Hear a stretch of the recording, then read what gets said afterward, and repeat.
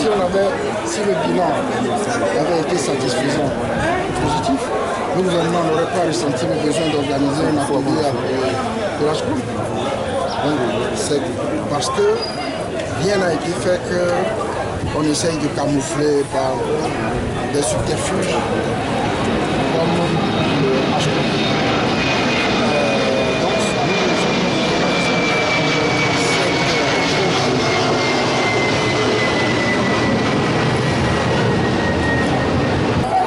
Aujourd'hui, qu'en est-il de la loi LCA? On sait que la loi a été bloquée au niveau de l'Assemblée nationale. Vous voulez parler de la proposition de loi de révision constitutionnelle introduite à l'Assemblée nationale par des députés. Le député ANC a dit non, cette proposition de loi a été bloquée par la commission des lois de l'Assemblée nationale en violation du règlement intérieur. Aucune disposition du règlement intérieur n'autorise la commission des lois à empêcher l'évolution d'une proposition de loi ou d'un projet de loi de la commission des lois vers la plénière pour débat et ensuite pour adoption ou projet. Comment vous comptez rebondir? Bon, on est en train d'examiner une démarche juridique, la saisine de certaines institutions. Je préfère rester dans le flou comme ça pour ne pas avoir à en dire plus. Alors, en qualité de chef de file de l'opposition, est-ce que vous serez présent lors du sommet sur la Je crois que c'est une préoccupation permanente de la presse. Je ne sais pas si c'est de l'opinion, mais souvent de me voir associé à des manifestations du pouvoir. Je ne sais pas quel est l'intérêt. Moi, si tout va bien, on me verra avec le pouvoir. Je dis si tout va bien. Si le pouvoir respecte ses engagements, si le pouvoir se comporte normalement, je me comporterai normalement. Mais si le pouvoir, moi je n'ai pas le temps à perdre. Je veux toujours à l'essentiel. C'est comme ça que je mène ma vie. Je ne crois pas que ma présence soit indispensable à comment on appelle ça, ce sommet sur la sécurité maritime. Le Togo gaspille les deniers publics pour organiser à grands frais un sommet.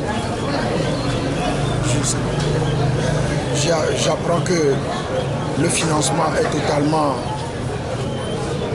togolais. C'est au frais de l'État et je trouve que c'est irresponsable. Alors que je ne veux pas parler de l'eau, n'est-ce pas, des problèmes d'eau, des hôpitaux, des centres de santé, des routes.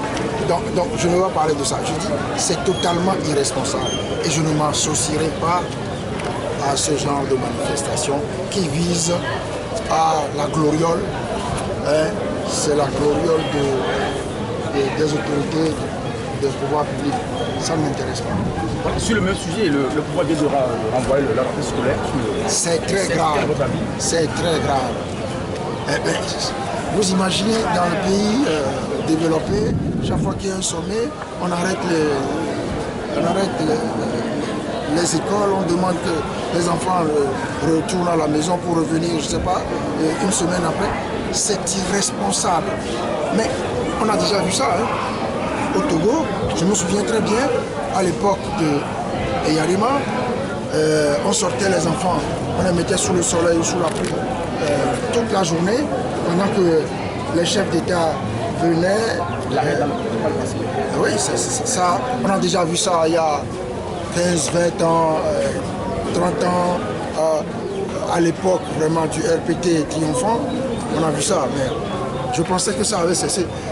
Donc, ceux qui ont cru à la mutation RPT unir ou à la mue RPT unir, nous on avait attiré leur attention dessus que le serpent quand il sort de sa peau, demeure toujours serpent. Il ne se transforme pas en lézard. Vous ne croyez donc pas à une certaine rupture? Non, pas du tout. Tout montre qu'il n'y a jamais eu de rupture. Tout ce que M. Faure Gnassingbé fait, c'est dans la droite ligne de ce que faisait le RPD. Vous savez, les statuts. M. Yarima lui-même a, je me souviens à un moment donné, le 5 avril, non pas le 5 avril, après la tuerie du 5 avril 91, devant le palais des congrès, il y a eu deux jeunes élèves qui ont été abattus par les forces de l'ordre. Je crois que quelques jours après, M. Gnassingbé Yarima a pensé qu'il était bon qu'il enlève sa statue. Là-bas, nuitamment, j'ai vu faire, je me suis posté quelque part pour regarder les militaires avec le matériel venir enlever la statue. Et maintenant, bon, on a senti le besoin de remettre des statues un peu partout. Ça, ce n'est pas... Il n'y a jamais eu de rupture. Voilà, face à une telle dérive, qu'est-ce qu'il y a eu de faire face à une telle dérive? C'est ce que je viens de dire. C'est la mobilisation. Nous ne pouvons que sensibiliser à la mobilisation. C'est notre travail. C'est le travail des partis politiques. Et je crois qu'il faut s'atteler sérieusement à le faire. Merci à vous.